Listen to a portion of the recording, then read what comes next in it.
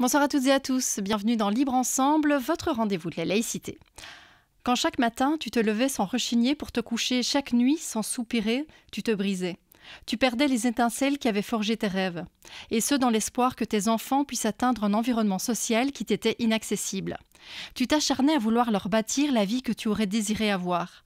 Tu te donnais du mal pour leur offrir une éducation différente de celle qui avait été la tienne, au moyen d'un travail qui t'asservissait. Ces mots, Metapteke les adresse à son père, immigré kurde de Turquie, venu s'installer en Belgique dans l'espoir d'une vie meilleure.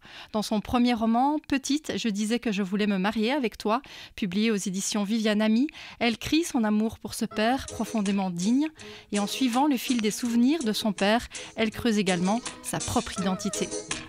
Libre Ensemble, Vinciane Colson, Jacques Nizin. Metapteke, bonsoir. Bonsoir. Alors votre livre, il aborde beaucoup de thématiques, la migration, le racisme, la transmission, l'identité, la quête de reconnaissance, le rôle de l'enseignement, le désir d'ascension sociale. Mais toutes ces thématiques, vous les abordez vraiment à travers l'histoire de votre père. Alors qu'est-ce qui vous a donné déjà l'envie d'écrire son histoire ? Eh bien, tout simplement son histoire. Son histoire qu'il m'a racontée à sa manière. Mon père était donc quelqu'un qui avait beaucoup de pudeur, donc il me racontait de temps en temps des bribes de son passé et ça m'a vraiment donné envie d'en faire un livre. J'avais toujours... déjà petite, j'avais envie d'écrire et puis voilà, ça s'est imposé comme ça, tout naturellement. Je me suis dit que le meilleur premier roman que je pouvais écrire, sans doute, devait être l'histoire de mon père. Alors, on comprend en fait, au fur et à mesure du roman qu'effectivement c'est un homme très digne, qui parle peu. Alors, comment est-ce que vous avez réussi à sonder son passé ? Parce que vous dites, voilà, de temps en temps, il racontait des bribes. Il y a des choses qui sont très dures. Vous racontez des horreurs qu'il a vécues dans son enfance ou au service militaire, par exemple, en Turquie. Comment ça s'est passé finalement, cette transmission ? Je dirais au détour d'une conversation, sans doute, bien évidemment de plusieurs conversations, c'est-à-dire que, par exemple, il suffisait que nous marchions ensemble voilà, dans la rue un soir et puis il voyait les étoiles dans le ciel et il m'avait raconté à ce moment-là « Ah ben tiens, tu sais, quand j'étais petit, je dormais sur le toit de ma maison au village et mon père dormait à mes côtés et on regardait les étoiles. » Et donc c'était à sa manière à lui, hein, de cette façon qu'il me racontait son histoire. Bien évidemment, c'était quelqu'un qui ne partageait pas beaucoup, mais bon, j'avais la chance, nous avions la chance, hein, mes sœurs, moi, ma mère, d'avoir cette relation particulière avec lui et puis avec nous, il s'ouvrait bien sûr et il nous racontait sa vie. Alors, sa vie justement, quelle était-elle ? Est-ce que vous pouvez nous retracer un peu son parcours ? D'où vient-il ?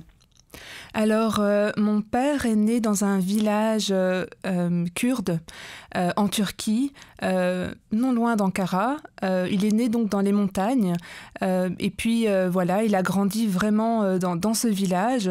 D'ailleurs, quand il était petit, mon père ne parlait pas turc, il ne parlait que kurde parce que c'était vraiment un village composé de Kurdes seulement. Et puis voilà, il a grandi. Mon père était quelqu'un qui adorait apprendre, il était vraiment très curieux intellectuellement. Il aurait adoré aller à l'école. Il a été quelques années et puis malheureusement, les conditions de vie en Turquie étant ce qu'elles étaient dans ces années-là, dans les années 50, 60, eh bien... Il n'a pas pu continuer ses études. Très vite, il a arrêté. Il a travaillé dans des champs et puis voilà. Coton, hein, c'est ça. Exactement. Et il a donc poursuivi donc voilà sa vie et malheureusement très jeune, vers l'âge de 17-18 ans, il a perdu son père qui était pour lui la personne la plus chère. À ses yeux et puis comme il était le fils aîné, il n'était pas l'aîné de la fratrie, il avait une sœur aînée, mais comme il était le fils aîné, eh bien tout naturellement il est devenu en quelque sorte le chef de famille il a dû justement partir, quitter ce village qu'il aimait tant, qu'il chérissait tant. Et il est parti, il est venu en Europe, en Belgique, pour travailler comme ouvrier. Là où voilà, il a rencontré ma mère et puis ils se sont mariés et puis vous êtes arrivés. Exactement. Alors, le fait de raconter cette histoire, de transmettre cette histoire qui est unique, qui est unique et qui en même temps peut être universelle, parce que cette histoire d'exil, on sait que c'est pas le seul évidemment, et vous n'êtes pas le seul à venir d'une famille comme ça de personnes qui ont migré et qui sont venues s'installer en Belgique. Mais le fait de raconter cette histoire, est-ce que ça fait aussi partie d'un processus pour vous, d'un processus de recherche d'identité ? Écoutez, peut-être, et sans doute, oui, sans doute, il y a là une recherche d'identité, cette double identité qu'on a sur soi quand voilà, on est né en Belgique, mais que nos parents viennent d'ailleurs. Après, je pense que voilà, cette histoire, comme vous le dites si bien, ce n'est pas uniquement notre histoire à nous, mais c'est également l'histoire de beaucoup d'autres personnes qui sont issues de cette immigration là et qui ont vu justement leurs parents se sacrifier pour eux, parce que c'est une vie finalement qui n'est pas facile. L'exil n'est pas facile. Et j'ai notamment mis en tête du livre une citation de Nazım Hikmet sur l'exil qui dit à quel point l'exil peut être dur et difficile, et je pense que c'est le cas. Je le sais parce que mon père, bien qu'il ait vécu en Belgique pendant plus de 40 ans, finalement, voilà quoi. Son cœur était toujours dans les montagnes en Turquie. Toujours. Il était toujours là-bas et donc voilà. Et je comprenais sa souffrance finalement d'être loin de son pays, en tout cas de son village natal. Alors, je vous propose d'écouter un extrait d'une pièce de théâtre qui s'appelle Moutouf. On va écouter un extrait, ça va être suivi d'une interview de Yasmina Douyeb, qui est comédienne et metteuse en scène, qui nous parle aussi de cette problématique de la double identité qu'elle traite dans la pièce de théâtre Moutouf. Ce spectacle, c'est l'histoire de 5 Belges qui ont un père marocain. Ça aurait pu être l'histoire de 5 Marocains qui ont une mère belge, sauf que non, justement. Alors on s'est demandé pourquoi. On a essayé de remonter jusqu'à la source et on a interrogé nos pères pour qu'ils nous donnent une réponse. Quand il a appris que je voulais faire ce spectacle, mon père m'a dit « Quelle double identité? Ça te concerne pas la double identité, t'es belge toi. Moi je suis déraciné, moi je suis partagé entre 2 cultures. Le Maroc c'est mon pays, vous avez rien à voir avec le Maroc. » Tout le défi de ce spectacle, c'est de parler de la non-transmission et donc d'une identité manquante plutôt que d'une identité réelle. Et donc la particularité, en tout cas qui nous a réunis et qui est surtout vraie aussi pour ma sœur et moi, c'est que c'est une identité qu'on n'a pas eu, ça ne nous a pas été transmis. On ne parle pas l'arabe, on n'a pas reçu la religion en héritage. Enfin, on a très très peu d'héritage du Maroc, et donc du coup, c'est comment vivre avec cette absence d'identité plutôt qu'avec un surplus d'identité. Donc c'est la particularité qui nous caractérise, mais en fait, on s'est rendu compte que ça concernait pas mal de monde. Contrairement à ce qu'on pourrait croire, c'est que la non-transmission, c'est un vrai problème dont on parle très peu finalement. Oui, et c'est ce qui vous réunissait avec les autres comédiens. Oui. Vous vous êtes rendu compte que cette non-transmission, elle était présente dans plusieurs familles? Oui, à des degrés divers, bien sûr. On n'est pas tous au même niveau. Les garçons sont peut-être un petit peu plus hérités. Disons que les enfants où il y a eu un divorce ont peut-être moins reçu d'héritage que ceux où les parents sont encore ensemble. Mais malgré tout, on souffre tous de ce creux. Et c'est pour ça que, même si on a tous les 5 une maman belge, on avait envie de parler du papa marocain, parce que c'est cette identité-là qui nous pose question, puisque c'est l'identité qu'on n'a pas reçue. Alors, peut-être une réaction par rapport à ce qu'elle dit. Est-ce que vous retrouvez dans certaines choses ou pas? Alors, pas vraiment. pas vraiment pour être honnête, mais peut-être que la différence c'est que, moi mon père était kurde, ma mère est turque, donc à la maison mes parents parlaient turc, ma mère cuisinait turc. Je pense que c'était plus à l'extérieur, à l'extérieur de la sphère familiale où finalement il y avait aussi un devoir d'intégration de notre part, de s'intégrer dans la société belge, dans la société d'accueil. Nos amis étaient belges et puis on allait à l'école en Belgique, donc forcément on parlait la langue française aussi à l'école, avec nos amis aussi. Donc est-ce que vraiment c'est pas plus une... je dirais à la place peut-être de non-transmission, est-ce que finalement c'est pas le devoir d'intégration pour pouvoir pour être certain qu'on puisse s'adapter à cette culture qui nous accueille et qui a tellement de bons côtés finalement et qu'on voudrait dans laquelle on voudrait s'insérer. Ouais. Alors c'est vrai que vous parlez de l'école. L'école, c'est un peu un fil rouge dans votre livre aussi, parce que vous l'avez dit, cette école, votre père adorait y aller enfant. Et puis, il a dû arrêter l'école pour rejoindre son père dans les champs de coton. Cette école, il a aussi beaucoup misé dessus pour votre avenir à vous et à vos sœurs. Et donc, est-ce que l'école, pour vous, reste vraiment un moteur d'émancipation, un moteur d'ascension sociale aussi ? Ah, tout à fait, tout à fait. Je ne peux même pas imaginer finalement ma vie sans ce tremplin-là. Finalement, ça a vraiment tout déterminé. En Belgique, vous savez, on a beaucoup de chance d'avoir ce système-là. Finalement, des enfants d'ouvriers, des enfants plus pauvres peuvent étudier s'ils le souhaitent, s'ils le veulent. Voilà, je pense que c'est vraiment un privilège, c'est magnifique finalement. C'est pas le cas partout ailleurs dans le monde où on peut aller à l'université, on peut se permettre d'y aller. On n'est pas endetté parce qu'on va à l'université non plus.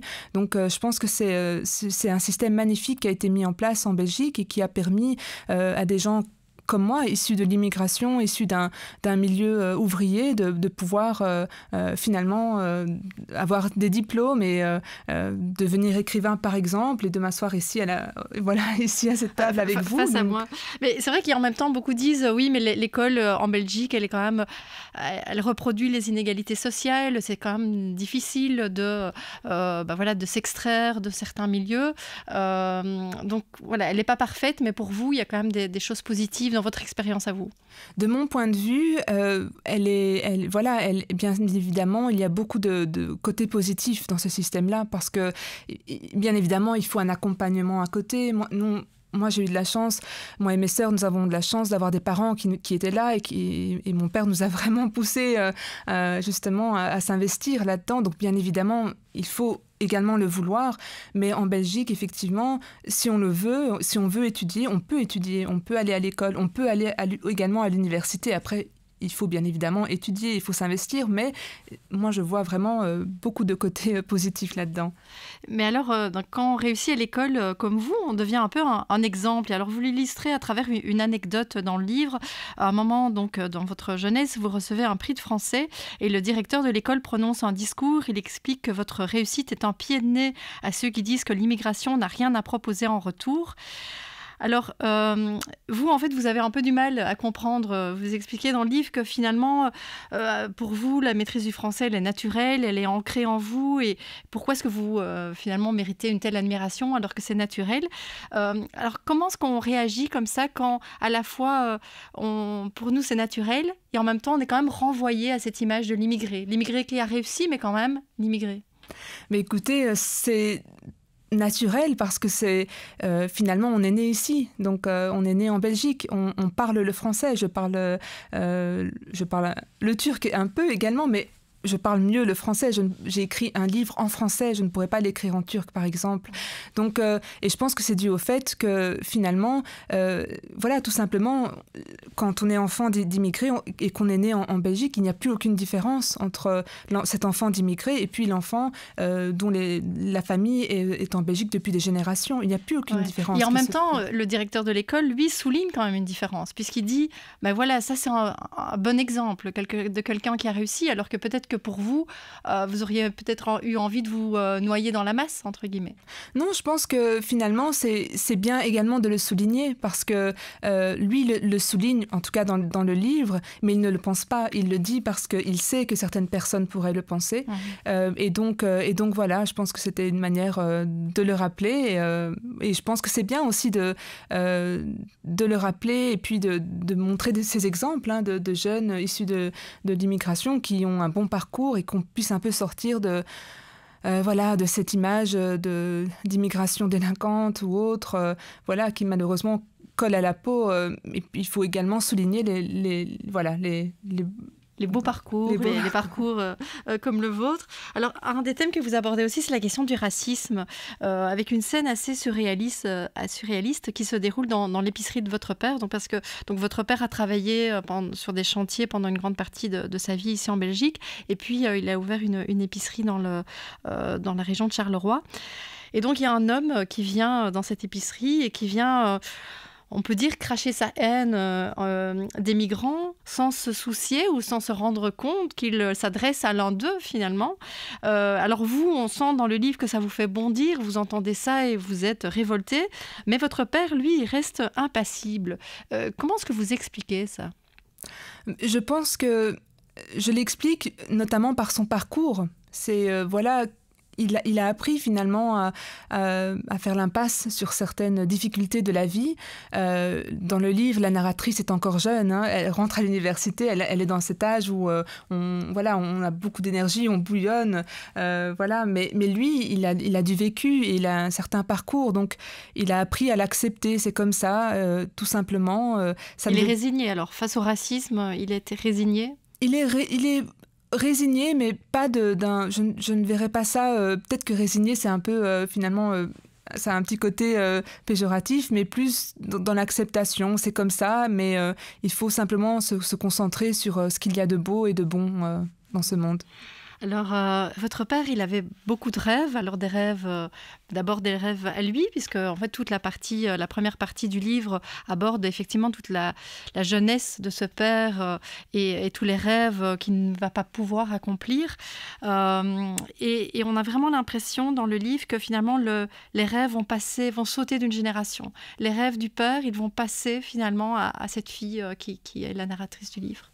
Exactement, c'est exactement ce qui est mis en avant dans le livre. Finalement, c'est ça. Quand on est l'enfant on est une sorte d'extension de cette personne-là. Et puis, tous ces rêves que lui avait accumulés et qu'il n'a pas pu réaliser, finalement, à travers ses enfants, il y a une réalisation de soi qui se met en place. Il y a également... Et puis, c'est de génération en génération. Finalement, son père à lui, donc le grand-père de l'histoire, est né dans le village. Il est mort dans ce village. Il n'a pas pu le quitter, mais lui, dans un sens, il est né là, mais il est quand même parti, il l'a quitté. Donc, à chaque fois, à chaque génération, eh bien, tout simplement, il y a un échelon qui est gravi et voilà, qui est franchi. Et puis voilà, quoi. Donc, c'est une sorte de passation de rêve et d'ambition qui se met en place de génération en génération. Mais du coup, avec aussi une forme de responsabilité pour la fille que vous êtes. Vous écrivez par exemple dans le livre « Tu aurais mérité de concrétiser tes rêves. C'est pour cela qu'à mon tour, je me suis engagée à perpétuer tes ambitions, à les assimiler et à les faire devenir réalité, même s'il faut pour cela feindre qu'elles sont miennes. » Ça a un côté triste aussi, de se dire que vous avez dû peut-être endosser ces rêves. Il y a une forme d'obligation ? Il y a une forme peut-être d'obligation, mais dans le bon sens du terme. C'est-à-dire que simplement réaliser le rêve de cette personne-là, eh bien, en réalisant ces rêves-là, ça nous rend heureux parce qu'on sait que ça le rend heureux. Donc, il y a une forme de générosité, je vais dire, simplement qui permet de ne pas en souffrir, de ne pas souffrir de cette responsabilité-là et simplement d'être heureux, de voir la personne qu'on aime le plus être heureux. Ouais, et en même temps, parfois les mots sont durs, hein. Par exemple, quand vous quittez le pays pour partir travailler loin, très loin même, on sent qu'il y a une forme oui, il y a une forme de dureté dans les mots. Alors, je lis de nouveau un extrait. Demeurer auprès de toi n'est plus une option. Il me faut parcourir ces milliers de kilomètres pour satisfaire les ambitions que tu as choisies pour moi. Au fond, le malheur que mon départ t'impose, tu te l'es infligé. C'est dur quand même. C'est peut-être, ça peut être vu comme ça, mais c'est tout simplement... Quand on part du bas, il y a une responsabilité aussi d'en sortir. Et ça fait partie de tout ça. Hein. Il n'y a pas y avoir que des bons côtés. Il y a des côtés un peu plus difficiles. Il y a des obligations qui se mettent en place. Il faut partir, c'est comme ça. Il faut avoir ses diplômes, c'est comme ça. Et puis voilà, quoi.